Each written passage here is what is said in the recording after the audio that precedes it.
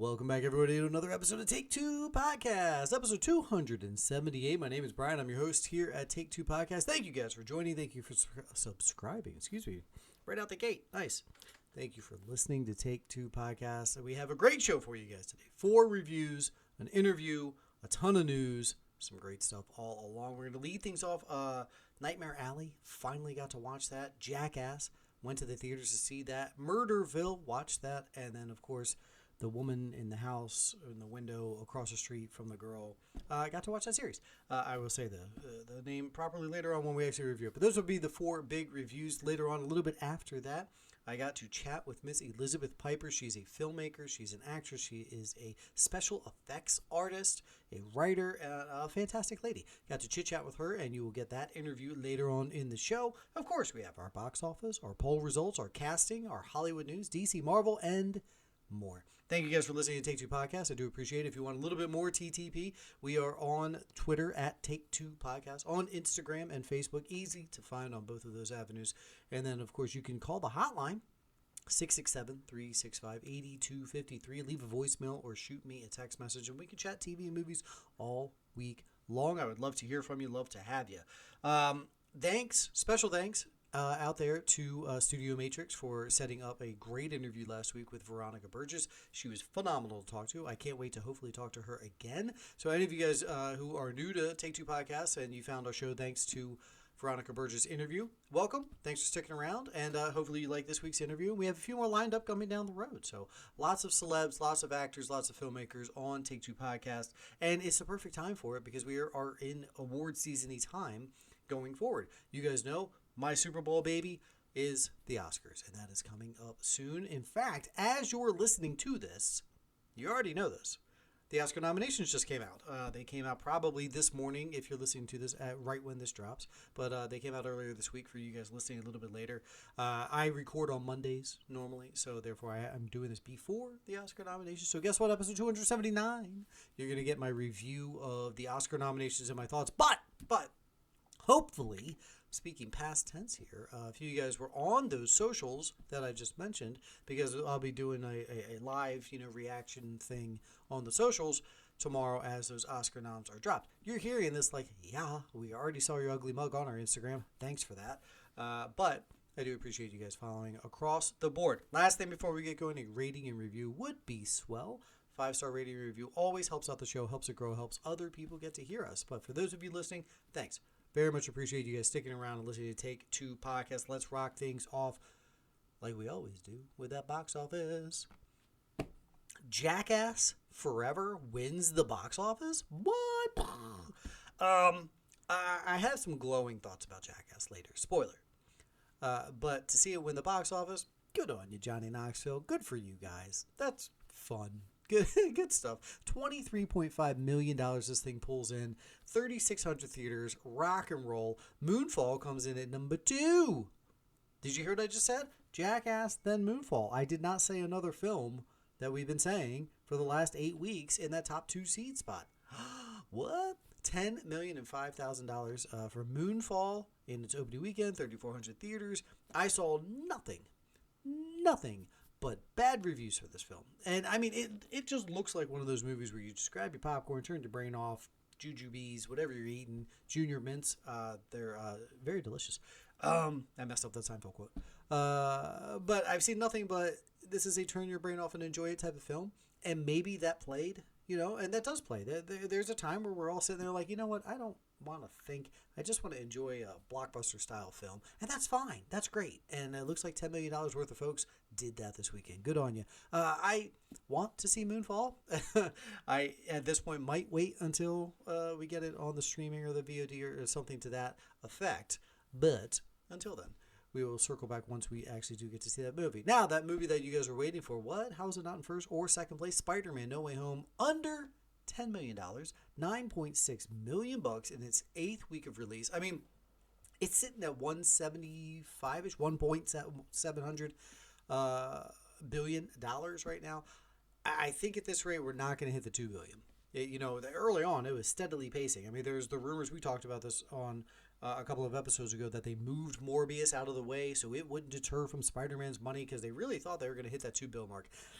I don't think so. We're going to need to stay in theaters for quite some time to get to that $2 billion. But hey, listen, $1.7 billion, nothing to sneeze at. Number 4, Scream, sticking right next to each other, $4.7 million, good for them. They're over 120 worldwide, just a hair under $69 million in America. Sing 2 comes in 5th place, $4 million. The King's Man, $1.1 million. Redeeming Love, $1 million in its 3rd week in release. Good for them. American Underdog, another $800,000. The 355, $700K. And then in 10th place, The Wolf and the Lion, opening weekend, only 800 theaters, but $675,000. So there you go. Jackass Forever wins the box office. I mean, I don't want to act so like uber surprised, like how dare they, but to see it pull in $23 million, that's awesome. That's good. Good for this film. Good for the people wanting to get out there, and the fact that people wanted to go to the theaters so bad that they go to see Jackass. That many folks are like, I'm going to brave the elements here. Hopefully, it kind of, we're seeing signs of maybe coming out of the thing. That I'm not going to say the word because it'll jinx it. But, maybe this is a sign. If enough people want to get back out there and get back out to the theaters to see Jackass Forever and to see Moonfall, that many folks, that's a good sign. I will take that as nothing but a great sign. Going forward, we will talk about it. I will tell you right now that Jackass will not remain in the number 1 seed. We will talk about it going forward with what's being released into theaters next weekend. But moving along from that, onto our poll. And this week, it was real simple. February is upon us. So what movie do you want to see the most? What are you most looking forward to in February? Lots of options out there. Again, this is where that comment below section was welcome to be utilized. But the 4 that I threw up on Twitter: Uncharted, Tom Holland, Mark Wahlberg film coming out shortly. Death on the Nile comes out this weekend. Jackass dropped this weekend. And then Cyrano, which comes out in a couple of weeks as well. Guess what, folks? We had a tie. An absolute tie. 33% for both Uncharted and Death on the Nile. I can't remember the last time this show got a tie in the poll, in the voting. And get this, one of our highest voter turnout probably is the sentence, that we've had in a long time. A long time. Almost hit the triple digits in the votes. But rock and roll, Uncharted and Death on the Nile. Now here's the kicker. They're going to remain tied because in the comment section, nobody voted for either of those films. We did get Steve from Everything I Learned from Movies. Phenomenal podcast. If you guys don't listen to Everything I Learned from Movies, please do that after you subscribe to ours, please. Moonfall. Jumps on the Moonfall. Good for you. Steve is probably part of that $10 million that they earned in the box office. And then Game for a Movie Pod and then Film Ragers both picked Jackass Forever. Film Ragers not very excited for anything coming out in February. Don't blame you. There's nothing like super great on here. A couple of good films to hold us over through Oscar season, but they did pick Jackass Forever. So there you go. We have a tie. Uncharted and Death on the Nile. Jackass coming in. Well, Jackass did get 2 votes. Ooh, it sneaks like right under there. Right on. I'm just doing quick math in my head from 24%. Add in 2 votes. 7 and carry the 4. Sticking with the tie. Uncharted. You know what? Give it to Jackass. Why not? They won the box office. Let them win the poll. Huh? Let them win the poll. All right. Let's move right along. Poll results, guys. They're on all the socials. The only way you can see them is by subscribing to the show and then following the socials. Twitter at Take2Podcast, and then Facebook, Instagram. You'll get those polls on every Thursday. They go all the way through Sunday. Vote to your heart's desires. Tell your friends all about it. Episode 278. This one's moving quick. Gonna move quick today because we do have 4 big reviews to go over, and then a big interview with Miss Elizabeth Pipers a little bit later on, which I really hope you guys listen to, because she's a great independent filmmaker, and you know how much I love to support independent filmmakers, independent actors. I used to be one at one time, so like to throw the love as little as I can out there to all of you. All right, on to the reviews. Before we get into that, the review of Nightmare Alley. Last week I said I'm dying to see Nightmare Alley. I really wanted to see it in theaters, never got around to it, and new releases came out, which I wanted to see more so. And loyal listener Craig hit me up on that text line, hotline, and in the person, and he was like, "Hey, dummy, Nightmare Alley is coming out this weekend on HBO Max. You can just watch it on your HBO Max," because he knows that I have the HBO Max. And I was like, "You're right." So that's what we did. This is directed by Guillermo del Toro. He is also credited with writing the screenplay here. This is a remake of the film from many, many moons ago, Nightmare Alley. Same premise, same storyline. Bradley Cooper, Kate Blanchett, Toni Collette, Willem Dafoe. Stop me when you've not heard an A-lister name here. Rooney Mara, Richard Jenkins, Ron Perlman, Mary Steenburgen, David Strathairn. Loaded cast. Absolutely loaded cast in here. Ensemble to boot. Cooper is your lead. along with Rooney Mara, along with Kate Blanchett's coming in, and Toni Collette.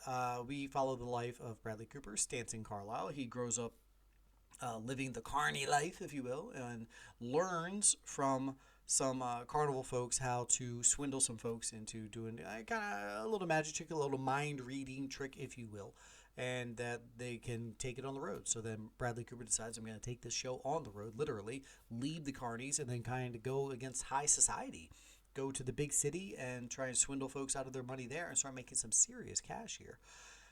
Along the way, you don't get to the top without, getting your hands a little dirty or a little bloody, if you know what I mean. And we find out that you got to really get down into the dirt. This is a bit of a thriller. It turns into a thriller, I should say. It turns into a little noir, a little mild detective stuff on the side there. But, it gets deep. It gets deep. 2.5 hour runtime. Pretty lengthy. All right, so the film. It's a burn, man. It's a burn. It definitely, in the beginning when, Cooper's character is kind of getting away from his poor upbringings and then finding his way with the carnival folk, it literally feels like the engines are trying to turn over. Like they're just trying to get these things revved up and it's just not turning over, getting started. If you can endure the first 35 minutes of the film, then things pick up.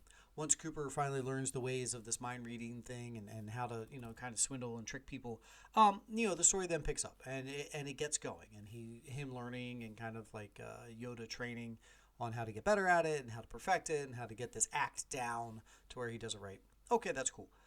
Then once he moves into high society, moves to the big city, he and Rooney Mara take off. Okay, now we have a new storyline here. It's almost a second movie begins, and we introduce Kate Blanchett. We introduce a whole bunch of other characters here, and now we're talking about a big con that we're trying to do with some serious cash. And so now we have a second movie, and this movie is better than the first one that we had already started watching.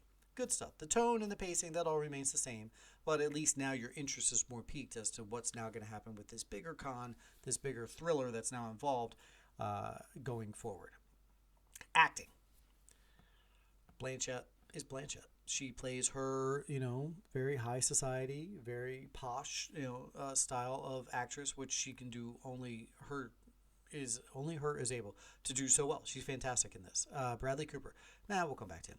Willem Dafoe. Love the man. Put him in every single film. He does a great job. Little character stuff in the early on. Rooney Mara.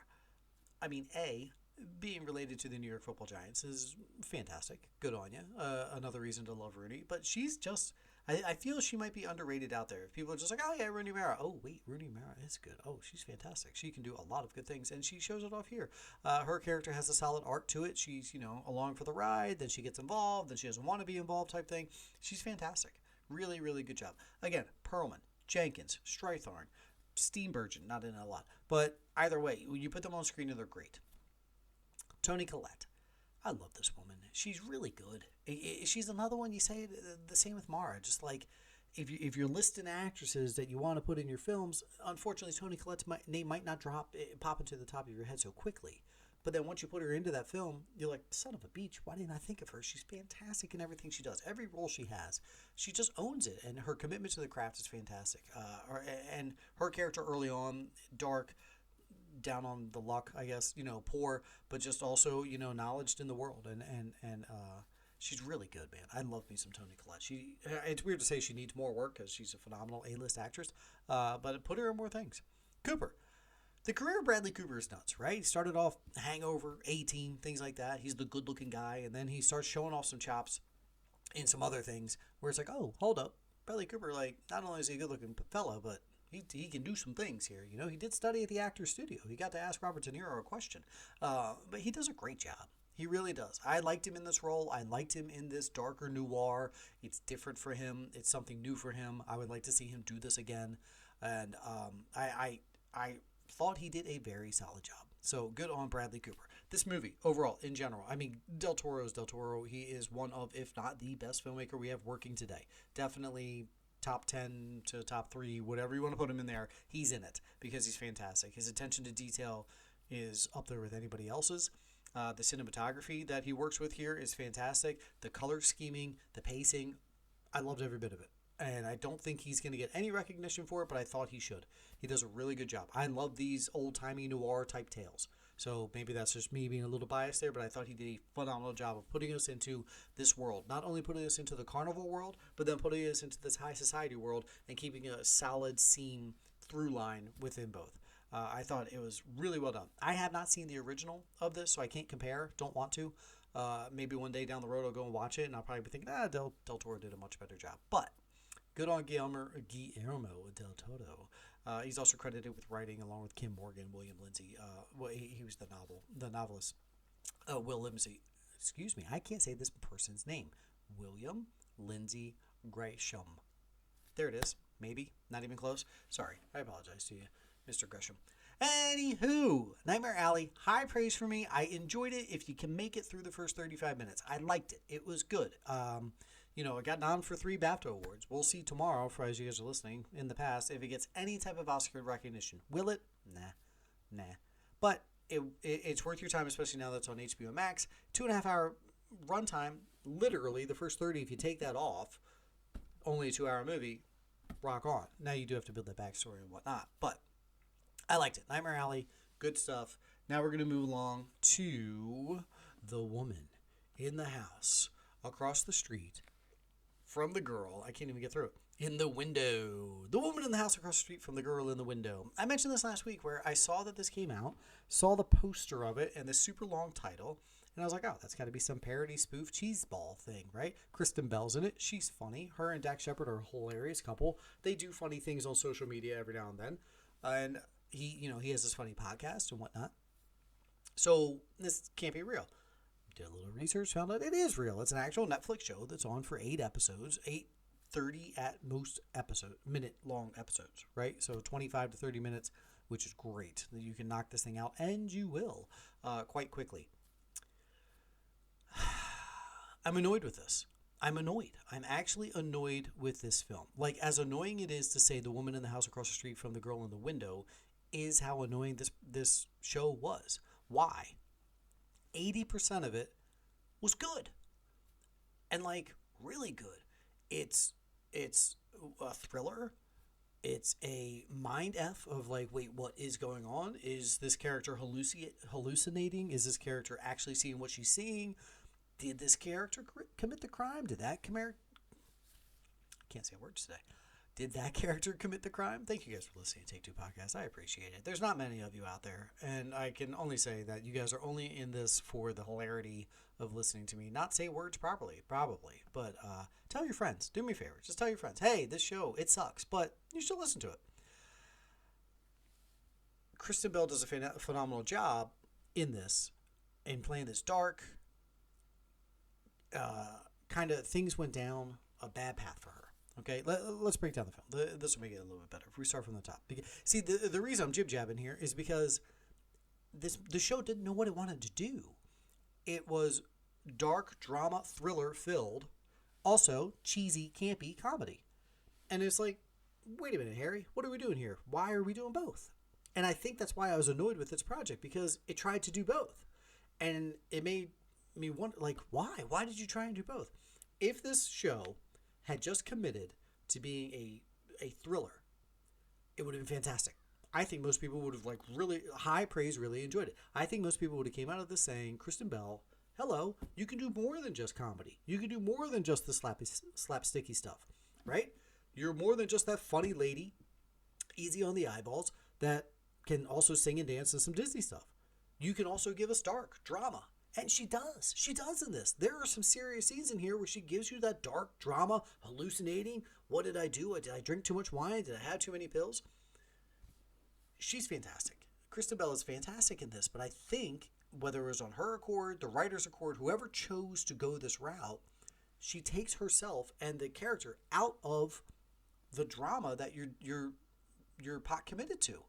So this is why I was annoyed, because you have scenes. I'll give you an example. Here's a scene. She's at an AA meeting. Her character's at an AA meeting, and people, or not an AA style meeting, but it's a grief counseling meeting, giving out their grief, lost ones in their life. And so another person comes up, and they meet at the donuts and the coffee, and she's like, hey, that was really nice of you to say those things, and express yourself.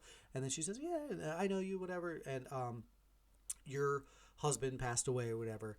And it was amazing that you were able to talk so openly and so freely about that. And the second character says, yeah, it was really hard to say. Back to Belle, and she was like, yeah, I could imagine just being able to open yourself up. Other character says, no, he died from afflixomomia, and that's just a really hard word to say. So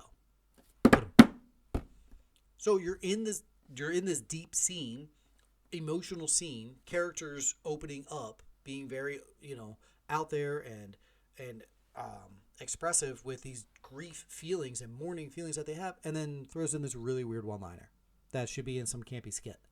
There's a lot of that. There's a lot of examples of that in this show. And it's weird. It's what's making me ramble right now, because if you didn't have those, this would have been really good. Really good. I really would have enjoyed this as just a dark thriller that you can't figure out who the murderer is. There's some twists and some turns and who's this and that. And then it was like, oh, all right, you wanted to go the cheesy route? Like, you wanted to go this campy route? Like, you tried to scare me. You had me on the edge of my seat, and then you tell me a weird joke. It missed the marks, and the marks being missed took you out of the actual product that you're watching. I mentioned Belle. It worries me to a degree where it's kind of like, it should make people think, like, can she do dark? Maybe she has to only do comedy. And that's not true. That's simply not true. She's a fantastic actress. She's done dark stuff before, but she's well known for the comedy. But why? Like, you frustrated me, Kristen Bell. Why did you do it? Because she's so good in this. I really thought she did a great job in this. And then you threw in the one-liners. Tom Riley plays the guy, Neil. One thing about Tom Riley, everyone in this show, like, really fawned over how darn good-looking the guy is. I don't know. He ain't bad-looking, but I don't know. Could have got someone else, Maybe a little, I don't know. Either way. Mary Holland, I'm waiting for Mary Holland to blow up. She plays that number 2 perfectly, and that's a phenomenal career for anyone to have. And she's like chipping away. Oh, she was in that. Oh, she was in that. And she played that number 2. She played that number 2. Comic relief. She should have just been the straight comic relief in this as that number 2 friend, and that would have been great. That's where that lane would have been perfect, because Mary Holland is perfect for that. She does a great job with that. I'm waiting for her career to keep chipping away, getting bigger and bigger, because I think she's really putting something together here. A couple kid actors in here that do a solid job. A couple other performances that are great. I'm sorry, guys. I'm rambling like nuts here because this thing just frustrated me. I want you folks to see it because, A, it's only 8 eps, and B, it's 25 minutes each. You'll be able to knock it out quick. It's only 3 hours of runtime that you can knock out. You can either watch The Batman in a couple of weeks or watch this. Same runtime. You'll be, whatever. Just as satisfied, maybe. I don't even know. The woman in the house across the street from the girl in the window was frustrating. That's the review. It was frustrating to watch. Could have been better. All right, let's stick with the series, and then we'll wrap things up with Jackass. So first we'll go to Murderville.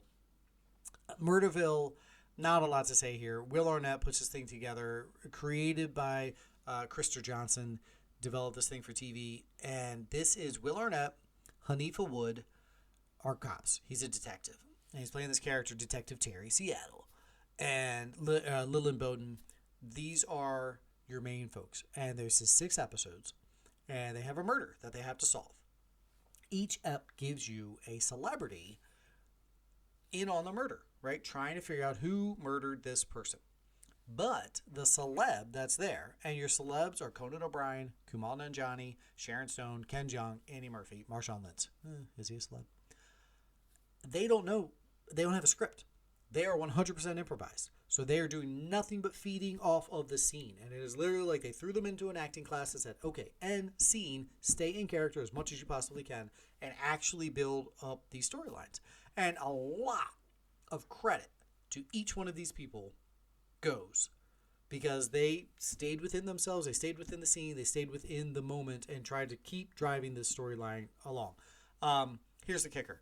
Each one of these could have been like a 7-minute skit on SNL.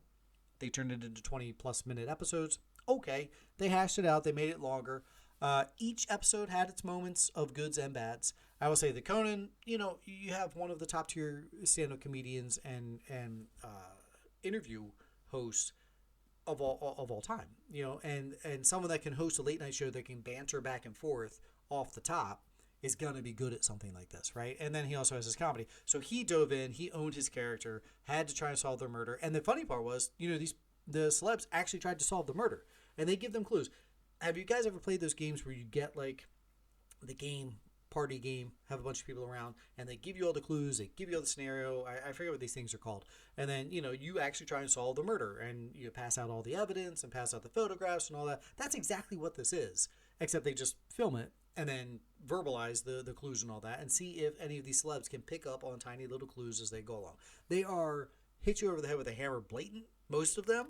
And then there's a couple, like in the background, when they reveal who the killers were, they're like, this is how you should have figured it out, because they had X and Y and Z. X, Y's, and Z's hit you over the head like, oh, I got it. That person did like to whistle. The killer whistled. Boom. Sorry, I just gave one of them away. But then, like, A, B, and C that you didn't miss was like, also, in the background, that guy had a book on deadly animals, and this person was killed by a deadly animal. Oh, you need to see that in the background. They were fun. They were fun to watch. It was fun to watch. I would say Conan's was great. Kamal Nanjiani was great. Again, both comedians. Stone's was fine. Annie Murphy's, I swear, the first 15 minutes of her ep, maybe 10 minutes of her ep, it looked like she was not wanting to be there. It looked like it wasn't flowing as easily for her, maybe. And not on her, not her fault. Just the way things were flowing weren't really rolling. And part of it looked like she was maybe thinking about hey, Blue, let's bounce. I'm good to go. Let's get out of here. But then there's a solid turn where then she really dives in and she gets good at it. And then by the end of it, her episode was fine. Marshawn Lynch sucked. It was dumb. I don't know why you have Marshawn Lynch on there. The guy doesn't want to be interviewed, and he's only here, so he doesn't get fined. He's a ding dong. Why? I don't know why he was on there. He spent half the time talking about how he wants to change his name to Bagabitch. So when he catches the killer, he was like, "You just got caught by Bagabitch." That didn't make sense. And then it was dumb. Don't even watch that one. And I didn't watch Ken Jeong's because he's a big Duke fan, and I hate Duke, and I don't find Ken Jeong funny. So I didn't even watch this. But of the other ones, they were good. They were solid. They should have been only 15 minutes long. They were a little bit longer. They could have been sketches. A lot of credit goes to Will Arnett because he stayed in character the entire time. It was fantastic. He helped drive the narrative. They had some fun with it. And if it wasn't for his professionalism, it wouldn't work. It just the acting and the comedy would not work. And a lot of credit to him for doing this. Guys, if you have a little bit of time, it's only 6 eps. They're 30 minutes tops on Netflix. Rock them out, man. Yeah, I think you'll enjoy them for the most part. These are ones where you're like, I got nothing to watch. I got 30 minutes to kill. Throw on a Murderville. They're funny. They're cute. All right, wrapping up. Buried the lead, as they say. Buried the lead, as they say in the biz. Jackass forever. What am I going to say about this movie? Okay. I had a horrible theater going experience on this one. Not because of Jackass Forever. Number one, get my popcorn. The kid says, have a great day. Super great kid. 17 years old. First job probably. He's doing a good job. Clean cut. Everything's buttoned up. Looked good. Felt good about the service. And he says, have a great day. Smile. Everything. Furious. Furious at this damn kid. He's supposed to say, enjoy the show. So that way I can awkwardly respond back to him, you too, which I do almost every single time. Knowing in the back of my head, this kid's not going to see the movie. He's going to serve the guy behind me his popcorn and jujubes. It happens every damn time, and I'm embarrassed every time, kind of, but whatever. But he didn't even give me the opportunity to be an idiot. He just said, have a great day. Who does that? Who says have a great day? You're supposed to say, enjoy the show, so that I can then respond back to you, you too. And I'm the idiot. Now you're just a nice guy. Anywho, B, because I guess this was a 2 p.m. on a Friday afternoon viewing, some folks in the back of the theater decided they would just jib-jab the entire, and not talk. Not just talk. Talk to the screen. You ever been in a viewing where people talk to the movie? And I know, we're watching Jackass Forever, okay? It's not like I desperately need to hear the dialogue that's happening here to advance me to the next plot line. But it's comment down in the back. All right, I get it. If you guys want to have a little combo, whisper it up. All right, we can relinquish the rules a wee bit here. A wee man there, hey. But they were literally talking, laughing at the screen, making comments to the screen. Oh, that must have hurt Johnny Knoxville. Buddy. They got yelled at with some serious profanity, too, from some of the other. There's only 7 people in the theater. And so, 4 hollered at them. The best I did was hey, do you mind? I gave one of those. What am I going to do? I'm a weenie. If the guy stood up to me, I probably would have cried. Either way. I don't even know what they look like. They did hide in the back because they got yelled at by quite a few folks. Not the attendant, but they changed seats so they could go in the corner and then whisper to each other. And then I paid attention. They waited till everybody left so that then they could slink out because I think they knew they were wrong. How about we talk about the movie? Jeff Tremaine directs this one again. You bring back the majority of your, OG cast, minus the ones that have passed away, RIP. We add on a couple of folks in here. On top of Johnny Knoxville, Steve-O, Chris Pontius, Rachel Wolfson has now joined the crew. I didn't realize that. Eric Andre, Machine Gun Kelly, they jump into here. Of course, you still have, Dave England and Wee Man, all the guys, Preston Lacey, whatever. All your typical guys. Oh, they also throw in Tyler Creator. I definitely enjoyed seeing him get zapped. That was wild. All right, spoilers for this. It opens up with a monster that looks like Godzilla attacking a city. And it's like a kind of a very frumpy monster. Eyeballs, looks very lizard-esque. And you could tell it's like a model or whatever of the town. But then all the characters like running through the set, and they're piecing it together. And then you see a close-up of the monster, and it's like this big hairy monster that looks like a lizard. And then like it's running through your town and like close-ups on it and what have you. And then it pulls back to show you that the model of the city that it's attacking and them doing the special effects and all that.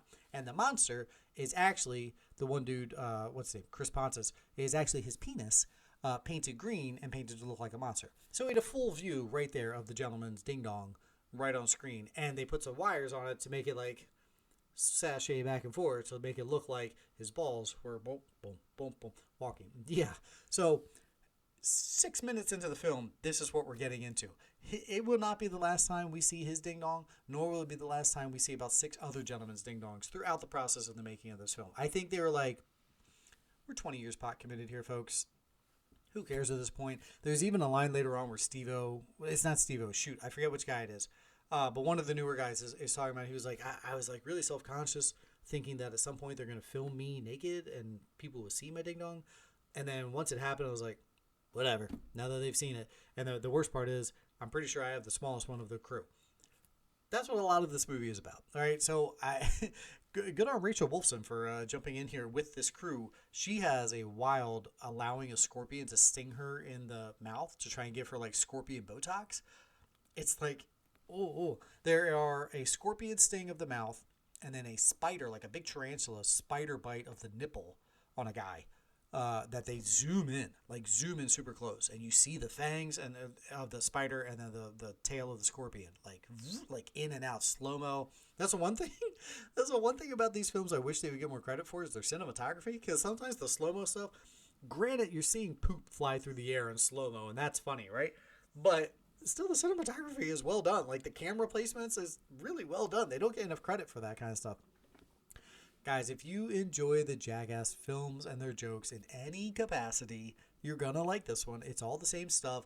I don't feel anything was like next level. They definitely did some things where they try to like light a toot on fire underwater because the methane gets captured in the thing, and then can they get it to spark? They actually had a challenge there.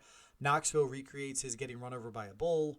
I think you might have seen in the previews where a heavyweight fighter comes to punch the guy in the ding dong.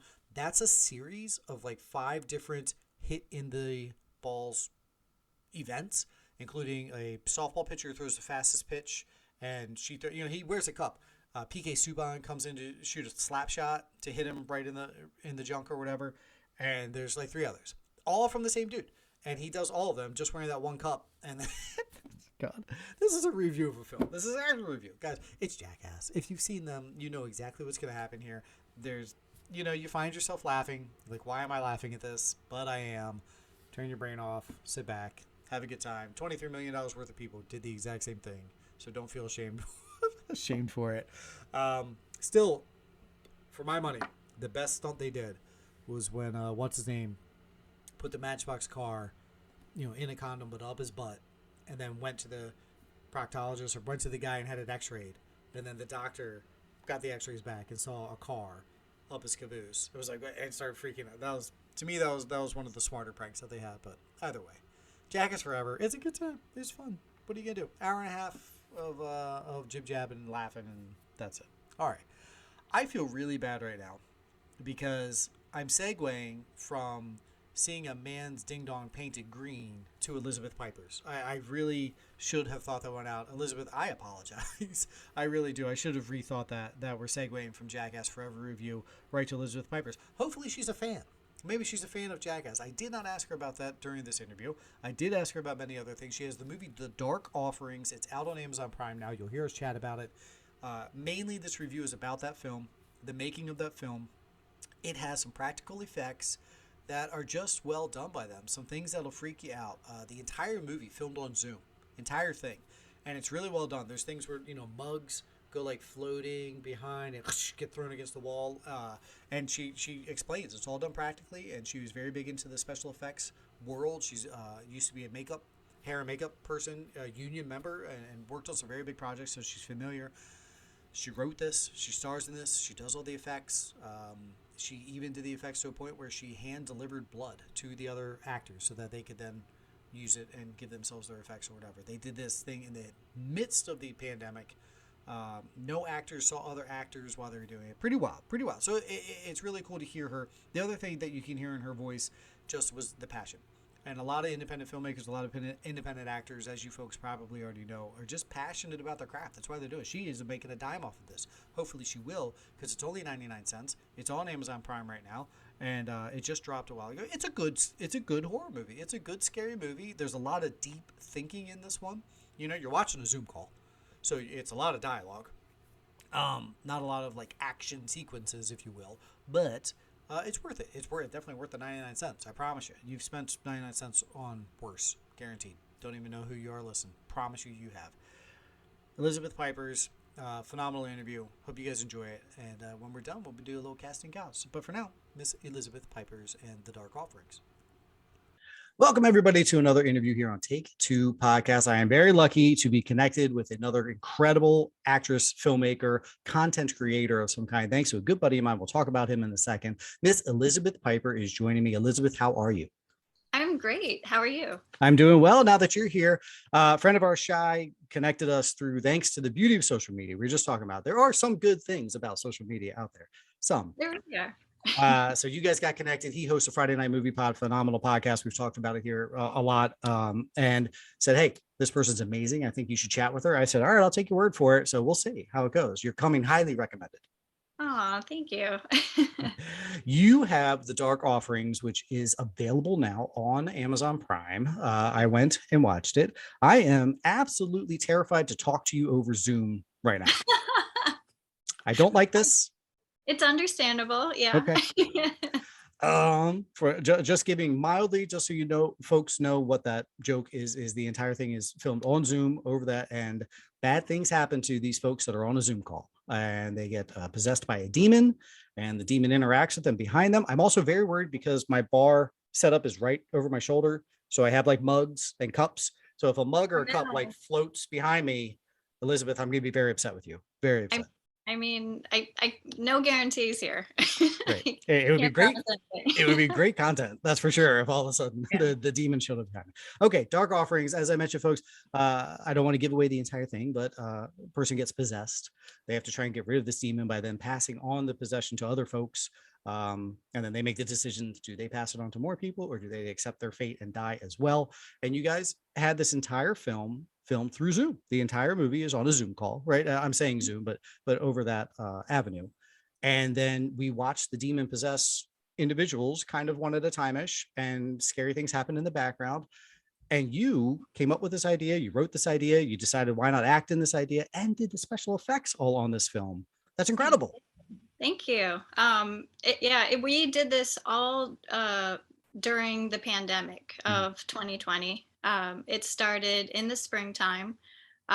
So I was basically quarantined with the director, and we both came up with an idea to do a demon thing. He wanted to do it a short, but I said, let's go all the way. Let's make it a full feature. And I had just recovered from COVID. Oh my. So I was still, all my muscle mass was still gone. And we're just sitting, I'm just sitting in this chair, and we're, bullet pointing it all together and then typing it all up. We ended up typing it up and getting it ready in less than 2 weeks. We wrote it. And then it only took about a solid 2.5 weeks to film everything, including some extra stuff that we had to get later on. But yes, it's about Sophie. I play Sophia Hapgood. which who is the lead.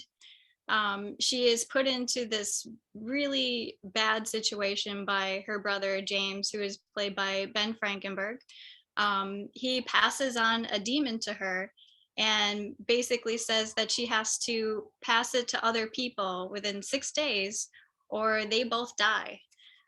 So it's a big kind of dilemma, like no matter what you do, something bad's gonna happen. Mm-hmm, mm-hmm. So she has to decide to either pass this along and possibly hurt others to save her brother, or figure out a way to stop it. So yeah, that's basically it in a nutshell. And we did it all by social distancing. Everybody was separate. I made little gift packages of special effects makeup, especially blood. I make my own effects blood that comes out of everything. Okay. So I made little gift baskets and drove around dropping it off on people's doorsteps. Or if they weren't in the area, we just used whatever they had in the house with Gotcha. them. That So might it have was, to be. Go ahead, please. oh, so it was really it was a really different way of dealing with things, and we just kind of we used what we had. The title of the episode might be "I Make My Own Blood," because that's a fantastic sentence that you actually got to say. So insane that you came up with this and you cast all the other people. Did you know the other actors, or did you have to put out a notice to jump on? I did. Yes, I knew all of them. Oh, okay. I had worked with all of them. Some of them we had only auditioned in the past, Mhm. and when I was writing out the characters, I started picturing certain people, and it just dawned on me like, okay, who would really be good for this person. Mhm. So we, messaged them all and said, hey, you doing anything during the pandemic? No? Want to be in a movie? Great. Sure, sure. So, I mean, the beauty of independent filmmaking and networking, and I mean, yeah. you obviously had an absolute insane passion for this. You're making gift baskets of fake blood to deliver to people, which is great, and you can feel that through the film. Now, I didn't know if you intended this with the writing or not, because everything you said just sounds like, all right, cool, that's a fun independent horror movie, but your script goes deep. Yes. In the initial sentence that you just said, you have to pass something along to people. Well, we're in the middle of a pandemic, and we're all talking about passing things to other people. What is right Mhm. or wrong, and how you pass things on? Should you not pass on? I mean, that's a whole nother topic that I felt the movie dealt with in its own right. The demon could be easily replaced with something else that's being passed along throughout the world now today. Was that intended? It was intended. With getting COVID earlier in that spring, it was pretty traumatic, and there was a lot to write with there. Sure. So it definitely I didn't want it to be about the pandemic, but I wanted the emotion there Right. of Right. everything that we were going through, of everything that we had gone through. So that I really wanted to put into the film so people could definitely relate with everything going on. So Beautiful. It was really, there's a lot of the script that I guess I wasn't expecting, because about midway through, I'm thinking, well, hang on, I want more of the storyline between that guy and that guy. Like, what else happened in the past? There was so much depth into the script that was added on. We're just sitting and looking at the Zoom calls, what we're doing as the viewer, but the mhm. conversations that happened amongst us, like, yeah, that one time back when I was like, well, no, we could do a short film just on that one time that you guys are talking about. I wanted to go to that party that you guys all went together way back in high school, etc. So Mhm. you had a lot of depth into the script. We did. Yeah, a lot of it was life experiences, Mm, people that we've come across. Connor, in particular, was several people. So was Clifton's character, Jeff. okay. Molly, that was somebody that I knew, as well as Lydia. So it was just kind of like a big compilation of everybody that I've come across, situations that I saw on the internet, with Mhm. discussions between people arguing during the pandemic. Sure. So I kind of, just that all of that sort of arguing and tension that everybody was having was just Sure. kind of thrown into all of this, and the stories that you you really connect with, because we wanted it to seem real. And thankfully, everybody that acted in it really connected with each other, which is great. We were Yeah, I really thought it happy. was really well done. I mean, you had everything from pro-life debates to cheating on your wife debates to, I was in love with you first debates, and like just in the normal kind of flow of conversation. That's a weird Mhm. way to put that, but I thought it was really well done. And then to speak to the acting, you have actors beating themselves up because they're being possessed by a demon, being thrown across the room. It was very Jim Carrey, liar, liar in the bathroom scene of just I'm kicking my own butt here type thing. But I was like, that had to have been a blast. That had to have been a lot of fun for some of them to do, to really just beat themselves up. And that might have been the more enjoyable part of the film. It really was. One of the actors is a stunt person, so Okay. that really helped out. The others, we did things in safe way of just like, can you get yourself from one side of the room to the other, safely? Do you have like tons of mats that you can put on the ground? Mm. So it was really it was really a walkthrough of everything. Even with the cups moving, everything was practical with that. Okay. We had a nice little invisible wire that we just, had somebody yanking. Yes. You gave away the secret. That was what I wanted to ask, and you gave it away. That's fine. Perfect. I was Um, wondering the one lady without again, she kind of is in the doorway laying down and then gets dragged out of the doorway. I was wondering if she was just had her husband home. Was like, hey, honey, I'm doing the Zoom thing. Can you just drag me real quick to get out of out of frame? Like that one you can leave. But some of the practical effects that you guys did were fantastic. It really took me back to some Thank you. old school independent horror filmmaking. It was really great. Thank you. And they still work. A lot of it, a lot of things that, in many of the scenes. So we would shoot a death scene, and then we would show the other actors the death scene to get their reaction Okay. to what actually happened. And then we filmed everybody reacting to it in real time. And a lot of them really reacted big to a lot of the effects. So we were pretty Beautiful. happy about that. So that actually leads me to my next question. What were things filmed in real time? Did you film everyone individually? So anytime we were all together, Mhm. when there's like 3 people or 6 people, everybody's all talking together. Oh, good. We're all interacting with each other. The very ending of the film was probably, I want to say like a 15-minute scene. We Hmm. just did that straight. Oh, And wow. we only did about 2 takes of it. We did one other one, but everybody was so exhausted by the end Gotcha. of it that it was just those 2 takes, and the first one was the best one. Nice. Um, but yeah, it was a lot of fun. A lot of a lot of playing off of each other, which Mhm. was really great because you're looking at the person and you get to react right off of them. Um, but it was also different with Zoom because some people had experience with Zoom, some people didn't. So it Gotcha. was also a learning curve of seeing yourself, but also looking at the camera, but also, Sure. just interacting with, uh, actually looking at the camera instead. So Well, I mentioned your writing and all the depth that you added to the script, and of course, you're producing and the special effects. But then I don't want to glaze over your acting either, because your character goes from grief of losing her parents through the grief of what did my brother just do to me, and then the turmoil of now my decisions I have to make, and then the mhm, after effects of making said decisions. I think you did a really superb job.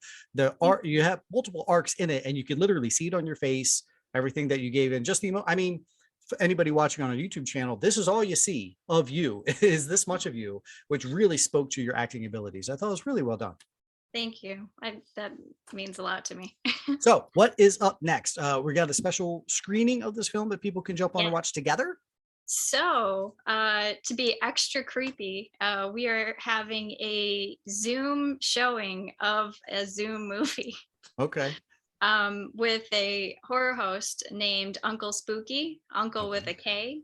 Okay. You can find him on Instagram, and basically, yes, his profile is on Instagram, and basically he does Zoom showings of movies, and usually, makes fun of them, kind of like Mystery Science Theater 3000. Gotcha. Gotcha. This time around, I think he's just going to be yelling and screaming because he'll do that as well. It's Gotcha. pretty funny. Okay.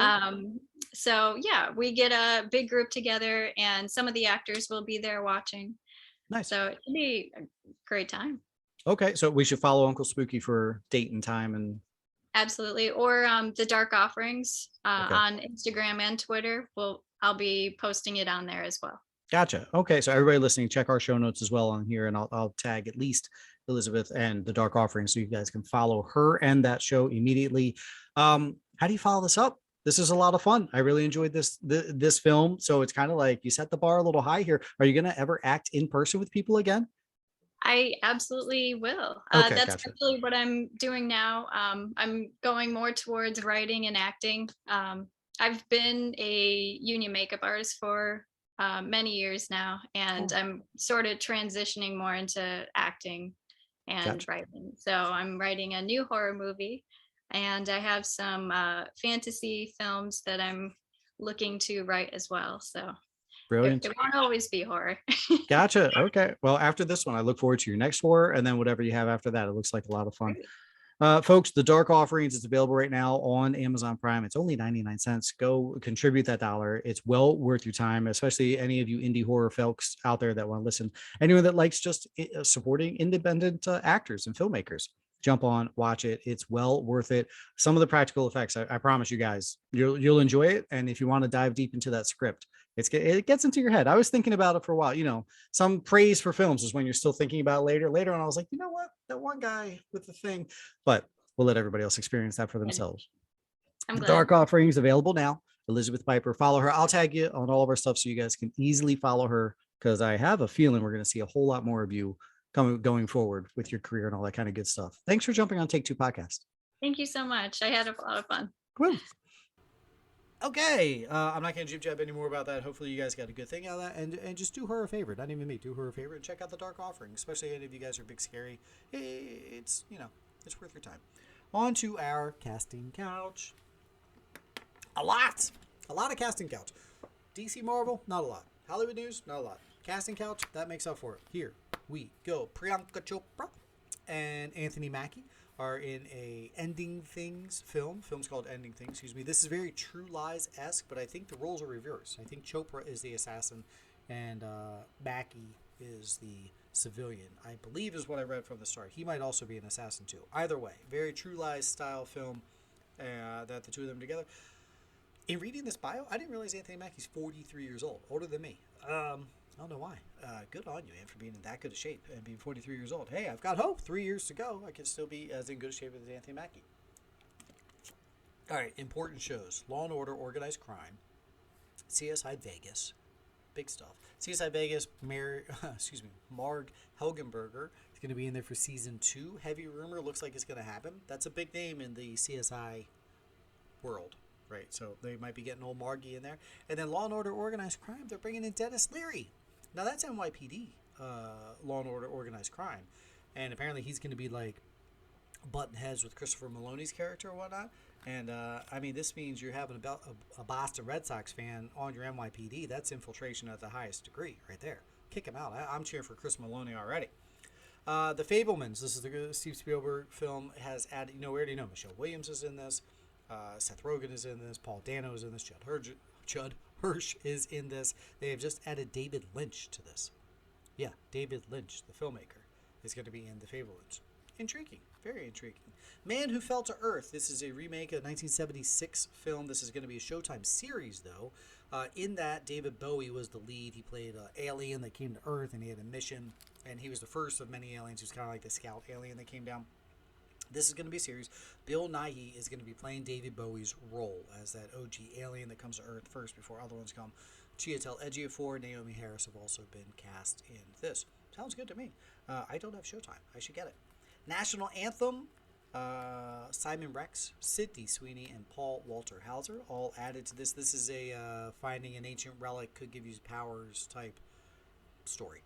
And I enjoyed all three of those people as well. I fell off of Euphoria. I didn't jump onto Euphoria season 2. Everything I'm seeing says I should have. I'm an idiot for not sticking with it. And everything I'm seeing says that Sidney Sweeney has been dominating that thing. It's like, who are we giving the Emmy to? Zendaya Sweeney. Zendaya Sweeney. I can only say that from what I'm reading on socials. I can't speak to that personally, but hey, good for her. Tales of the Walking Dead. Yet another spin-off out of the Walking Dead series has added Terry Crews, Jillian Bell, Parker Posey, and Anthony Edwards, all to their cast. Not confirmed, but it is said that Anthony Edwards' character dies in a plane crash, and because his ejector seat went before the lid of the fighter jet came off, snaps his neck, he dies, turns into the first zombie. That's how it started. Is that insane or what? Huh? Deep cut joke there. Anybody get that? Anybody cry from that? Goose. White Knight. This is a movie based on the Jonestown Massacre. True story. Jonestown Massacre. Joseph Gordon-Levitt and Zoe Grace Moretz are your leads in White Knight. And then lastly, Heart of Stone. Gal Gadot, Jamie Dornan, on to Netflix for another spy thriller. So Gal Gadot finally acting in a film with someone better looking than her, Mr. Jamie Dornan. Okay, casting couch is all done. On to Hollywood news. Brett Goldstein. Yeah, anybody remember him? If you checked my Halloween photos, you did, because that's what I went for. I went as Roy Kent for Halloween. That was fun. Brett Goldstein has signed on with the WB Warner Brothers themselves for a long-term contract. Good for him. We're going to get some first looks and some new projects out of him, both in the writing and acting realm. Woohoo! A couple of big announcements here. Scream 6 has been greenlit. They are going to start filming this summer. Yeah! Woo! Do it, baby. I think the question there was no question whether it was going to get greenlit or not off of the money. There was no question whether it was going to get greenlit or not off of the current new cast. Like, there's definite avenues they can go. They did a really good job there with Scream 5. But I think the question was, do Cox and Campbell come back?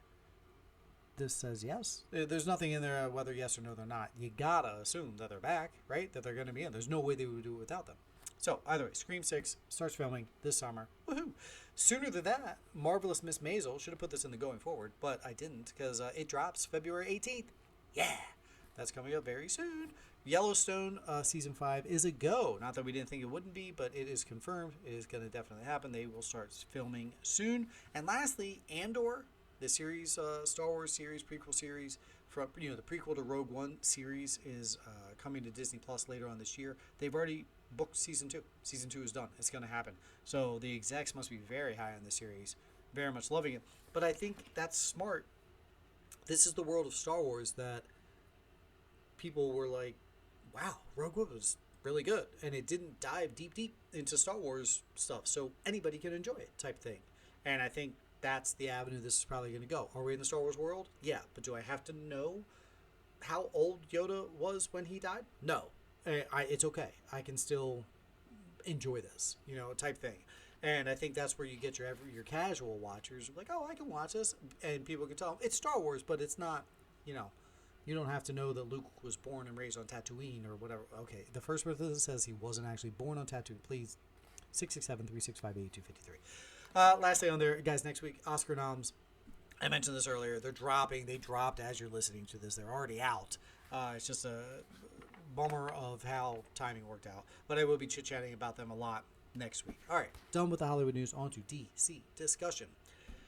All's quiet on the Western Front. We got nothing, man. We got nothing. We got little things, The Rock talking about his Black Adam. We got little things going forward, but no news for DC, which, why are they quiet? They do have a movie coming out March 4th, but interesting, intriguing. All right, that's it for DC discussion, because there's really not anything to discuss. On to the Marvel Minute. Lots of stuff. First up, Dakota Johnson has been cast as Madam Web. This is a spin-off show. Now, I put this in Marvel because it's Spider-Man, but technically this is Sony. This is a Sony product, Sony studio, and they'll be producing this. They want to do a lot of Spider-Verse stuff on Sony. It's wild to me. I think it's funny. I wonder if 8 years ago, Marvel called Sony and said, we want to buy your Spider-Mans. And Sony was like, well, we just fired Andrew Garfield. We don't know what we're doing. Maybe. And Disney and Marvel were like, give them to us. Here's $1 billion. All your rights to all your Spider-Man characters. I bet you Sony would be like, all right, good, you can have them. Like, we're in turmoil right now. The last Garfield was a wash. That film, not anybody liked it, and we're not doing our Sinister Six thing. I bet you they would have sold. Especially if they're like, here's $1 billion. They probably would have sold the rights to all their Spider-Man content, gave them right to them. Now, Disney was dumb. Who's ever said that before? They didn't buy it from him. Now Sony's like, holy cow, we've got gold. Let's do this whole Spider-Verse thing, and we're going to do all these big spin-offs with tons of different Spider-Men, and all to be under Sony's label, and we're going to make a butt ton of cash as long as we play nice with the Marvel folks and the Disney folks, and we can, lend Tom Holland and lend our characters to their MCU. Smart on them for, holding on to them. Good for them for holding on to them. Either way, Dakota Johnson's been playing Madam Web. This is a spin-off film in the Sony new Spider-Verse coming soon. I don't know if we should be excited for this. Madam Web's old, or at least in the comics she was. And that lady just chilled. She was like very, sit on her throne and kind of like puppeteer things from what I recall. So not sure what we're getting there. Maybe we'll get a prequel. I mean, Dakota Johnson, not old. So maybe they're going to jib-jab with that and kind of twist things around a little bit. Either way, Loki Season 2 starts filming this summer. Woohoo! The Armor Wars starts also filming in October. That was supposed to start happening in May. They've apparently pushed that back to October. Kind of looking forward to that one. That's Don Cheadle. That's, Rhodey. It's going to have some prequel-y stuff with Rhodey. It's going to have some missions that he goes on after Endgame. I don't know. That might be good, but that's going to be a little bit down the road. That's not going to start filming until October. And then lastly, Nick Fury teased. Yeah. Also known as Sam Jackson teased that Nick Fury, you're going to see a younger, a de-aged version of him in Secret Invasion. We just talked about they pushed this. This was supposed to release later, and now they've actually pushed it. They pulled it from the release schedule.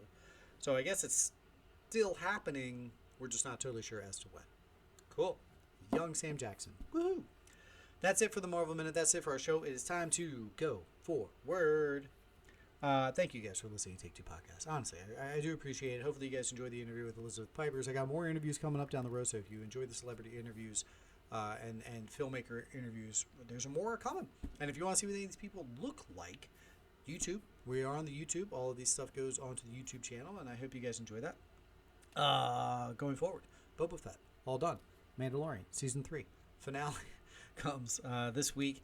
I feel bad for Boba Fett, because his show was fine. Listen, episodes 1 through 4, they were fine. I'm giving you my review now.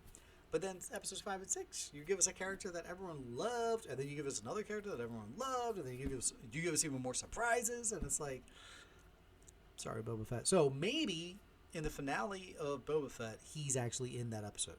It might be crazy. This is silly talk. But maybe in the finale of the Book of Boba Fett, we will see Boba Fett. Why not? Could be crazy. Into the theaters. So I will have a review on Boba Fett next week. Into the theaters. Death on the Nile. That's your big one. Then Black Lights. That's Liam Neeson in a Liam Neeson movie. Need I say more? And then Marry Me. This is your Owen Wilson. Wow. And Jennifer Lopez. And then John Bradley. John Bradley, fresh off Moonfall success, man. Samwell Tarly. Coming right off of the Thrones, jumping into Moonfall, jumping into a rom-com. Good for him, man. Also looks like he slimmed down a wee bit. Maybe they kept him fat for Game of Thrones. They needed Samwell to be chubby, so that now he's trimmed down big time. He also wore that big furry coat the whole time. That would make anybody look fat. Anyway, Marry Me, that's the Jennifer Lopez where she sees Owen Wilson in the crowd and marries him on the spot. And it is Valentine's Day weekend, folks. So you're going to be getting lovey-dovey stuff kind of like on Netflix where they have Big Bug. That's a movie where robots take over and they trap a bunch of people into a room, and all the people then have to coexist with each other. But on top of that, because it's Valentine's weekend, we have, Love Tactics, Love and Leashes, and Season 2 of Love is Blind. All come out this weekend. Thanks, Netflix. Thanks for keeping it lovey-dovey. Over on Prime, what's the guy's name? Charlie Day. I was going to say Jason Day. That's not right. He's a golfer. Charlie Day and Jenny Slate are in I Want You Back. Fun premise. Who can guess how this ends? These two have recently been broken up with by other folks. They decided to band together to sabotage the new relationships that their exes are in so that they get their exes back forever. I will bet you $1,000 right now that Jenny Slate and Charlie Day wind up dating each other at the end of this film. In? Okay. Maybe not $1,000. How about 1,000 Bitcoins? 1,000 NFTs. What about an NFT of the Take Two Podcast logo? How much is that worth? Not a lot. I've seen our downloads lately. Not a lot. Anyway, Apple has The Sky is Everywhere, Jason Segel, Sherry Jones, Havana Rose Leo. That's dropping for Apple. And then HBO, actually on Thursday, has Kimmy. And this is Rita Wilson, Zoe Kravitz, and this is directed by Steve Soderbergh. This actually looks pretty good. Zoe Kravitz got the blue hair. She's about to blow up here. She's going to have this film, and then Batman, and then something else right after that. So not that Zoe Kravitz isn't popular already, but she's having herself a good time. I'm interested in watching this. If you guys are interested in watching anything and you want to throw it my way, 667-8365-8253. At Take Two Podcast, slide into any one of my DMs. I'd love to chit chat on there. Or take2podcast@gmail.com. Shoot me an email. What are you guys watching? What are you guys up to? I kind of have some openings here to watch things, talk about things, and that would be a lot of fun. Episode 278. Thank you guys for joining on the Take Two Podcast. Thank you for subscribing. A rating and review would be swell. On top of that, if you just tell your pals, hey, this show sucks. You should listen to it. Have a great night, everybody.